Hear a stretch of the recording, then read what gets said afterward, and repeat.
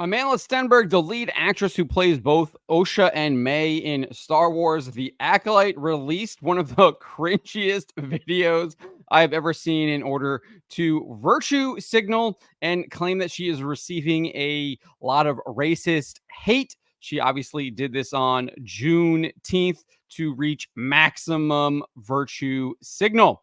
Before we get to this, I'd like to ask you, please hit that subscribe button, hit that bell for notifications so you don't miss any of our future videos here at the Trent Report.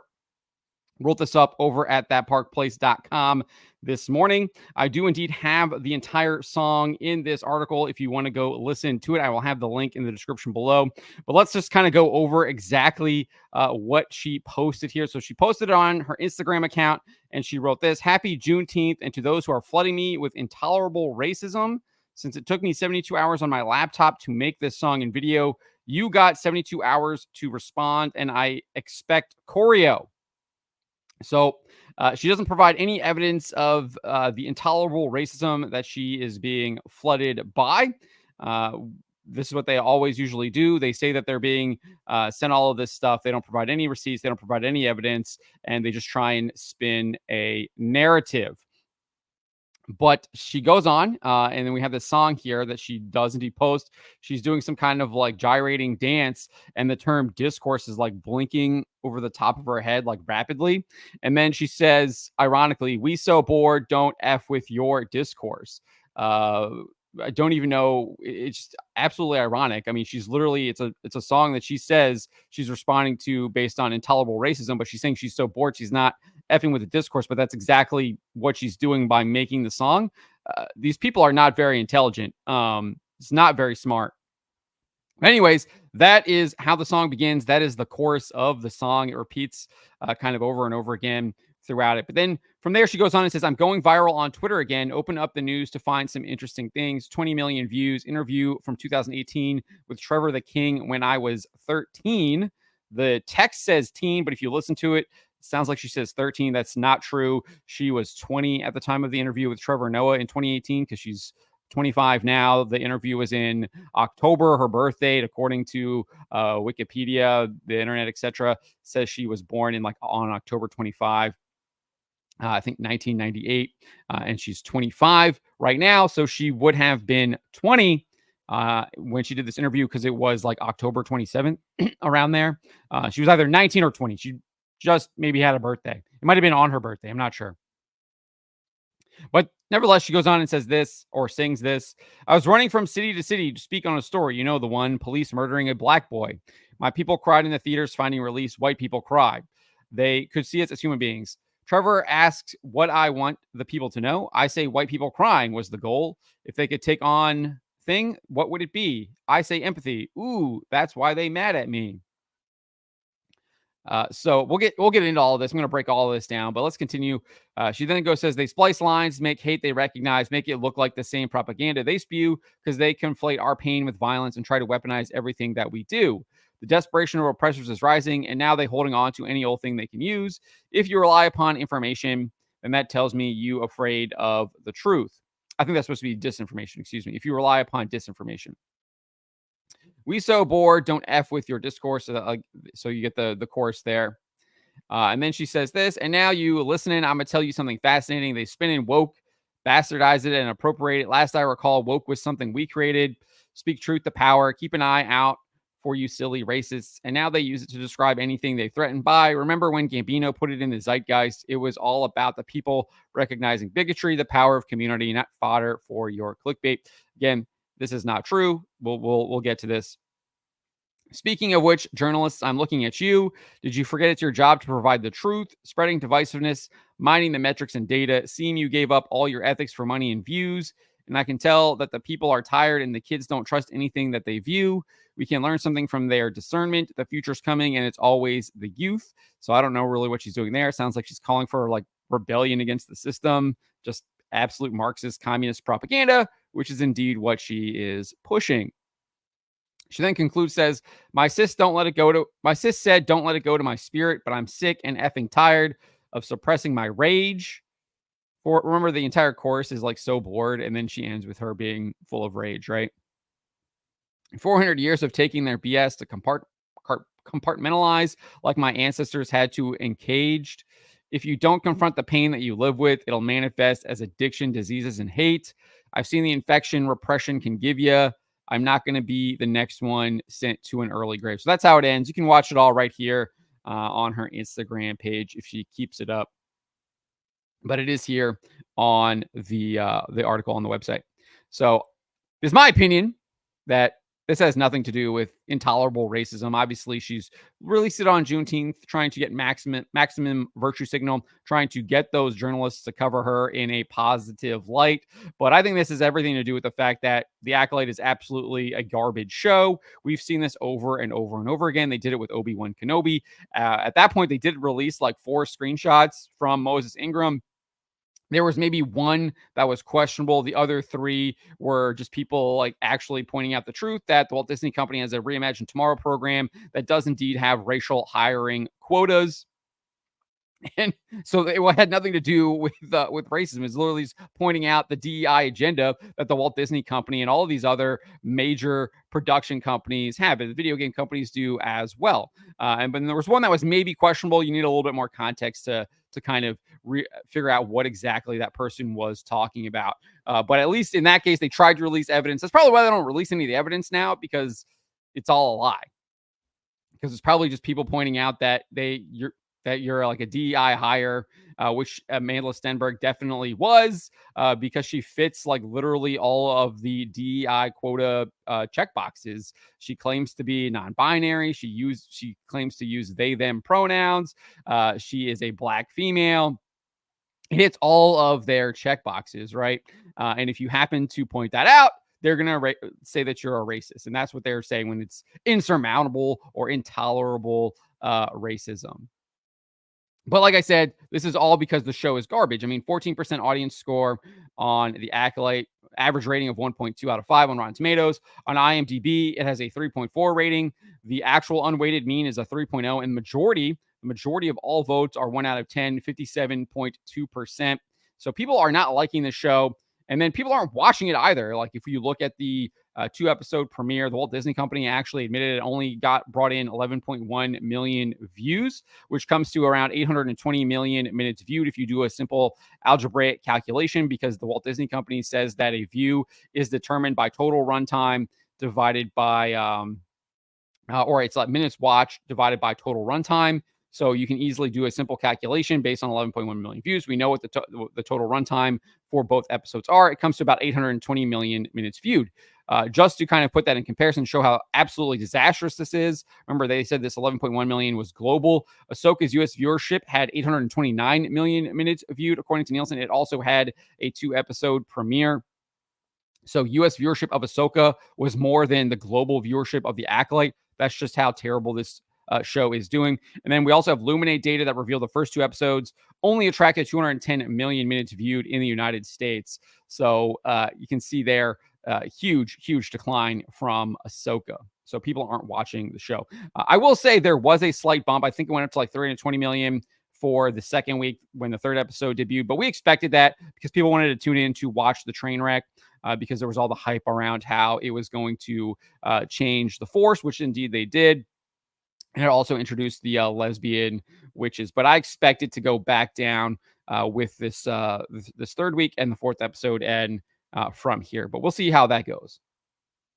But the show is not doing well. People don't like it, and no one is watching it. So they're rolling out Amandla Stenberg to drop the racist card, similar to what they did with Obi-Wan Kenobi. It didn't work. People still tuned out, and they still lost money. And they're going to be losing a lot of money on this show because New York Times says it was almost like a $200 million budget, $180 million for 8 episodes. Just absolutely just flushing money down the drain. But as for Stenberg claiming that her comments about making white people cry were taken out of context, that actually is true. I definitely feel like that her interview with Trevor Noah from 2018 was indeed taken out of context. It was implied that she was doing an interview with the Acolyte and how the Acolyte was trying to make white people cry. So I will admit that is indeed true. That was taken out of context. However, even if the comments were put in context and you watch the actual video, which you can hear, I still find her comments are disgusting because she's literally admitting that the whole point of her movie is to emotionally manipulate people. And it is, in my opinion, that she's trying to emotionally manipulate people to push a political socio-political agenda regarding reduction in police force and basically ending policing. And we saw this in 2020 that this actually did indeed happen. They started reducing police forces. They started cutting back on the budgets for police forcing and stopped actually trying to arrest people for committing crimes. And I think this show or this movie, The Hate That You Give, was priming people for this political movement. And that's exactly what she was trying to do. She was trying to emotionally manipulate people to push an anti police agenda. She claims that it's so people would feel empathy for murder victims. Uh, I don't know who is not feeling empathy for murder victims. I don't know who isn't when they're actually being murdered, when there's an actual real murder and it's not someone violently attacking a police and the police are defending themselves. There's a big difference between those two, right? But this is something that Hollywood does all of the time, right? Brian Niemeyer, Soul Cycle novelist, explains this. I think he does a really good job. He says, it's not like the cult churns out woke movies with no purpose in mind. And unlike some assume, that purpose is not to affect cultural change by themselves. Though cult media do move that needle, the main utility of corrupting the arts is to buttress policies enacted through government, usually the courts, which are informed by witches in the academy. He then shares this hypothetical. He says, for a demonstration of how the process works, let's pretend the decree comes down from the cult's high priesthood, instructing that cannibalism is the new sacrament. Obviously, you can substitute anti-police in there for cannibalism. The cultists don't rush to draft legislation enshrining cannibals as a protected class. Not yet. First, academics update the cult's canon with new ritual cant. That's when mid-level priests in New York and Hollywood come in, weaving the new dogmatic formulas into rhetoric spells for use on the general public.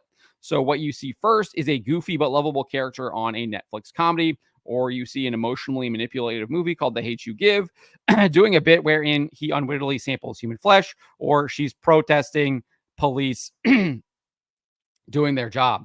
The punchline comes when he learns what or who he's really eating, but decides he likes it. His exotic appetite becomes a running gag, while his character is portrayed as normal and relatable. The person protesting the quote unquote police brutality is portrayed as normal and relatable. You can see how it all kind of fits in.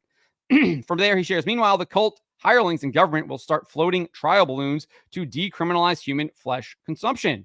They'll stress that it'll be purely voluntary from corpses donated for use as food.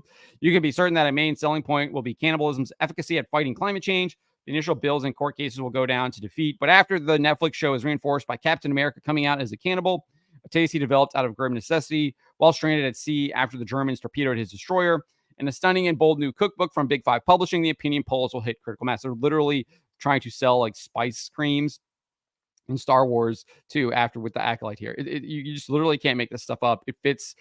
He lays it out here to a T. That's exactly what they do. He then goes on, Niemeyer goes on and says, mind you, that doesn't mean a majority, just the tipping point for a preference cascade. Then the first bills decriminalizing human sourced meat will pass into law. There will be a public outcry, but it will soon fade to a murmur as America's legal positivist tendencies push support for cannibalism higher. And when public support for eating human flesh hits 51%, Hue meat will be pushed in your face at all times from all directions, and not just at your local megamart, but online, on TV, and at the cinema, because it's propaganda delivered through the arts that locks the leftward ratchet turn. So that's exactly what Amandla Stenberg was engaging in when she was promoting her movie and her interview with Trevor Noah.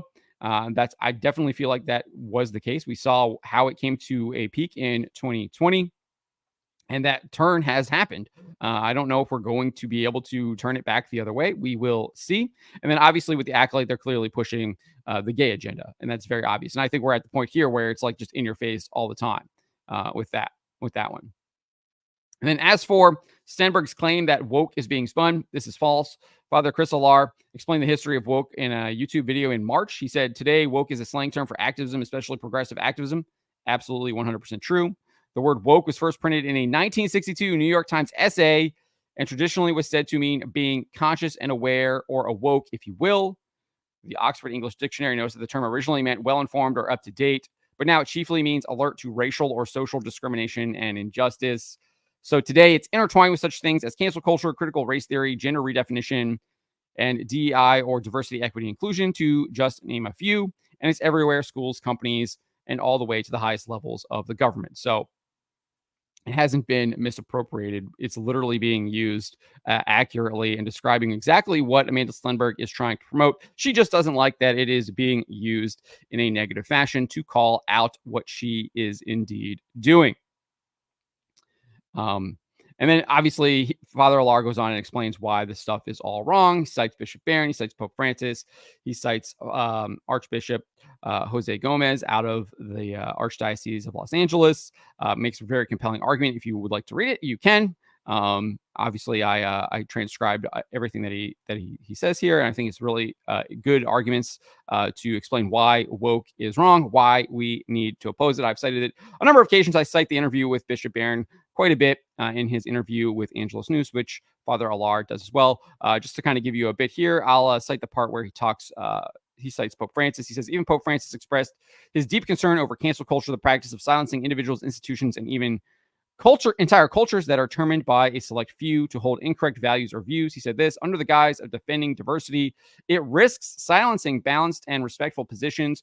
A kind of dangerous one-track thinking is taking shape, one that denies history, or worse, rewrites it in terms of present-day categories, whereas any historical situation must be interpreted in the light of that particular time and not that of today. And Father Alar says slavery would be a good example, which is exactly what Amandla Stenberg is trying to do in her little cringe virtue signal video.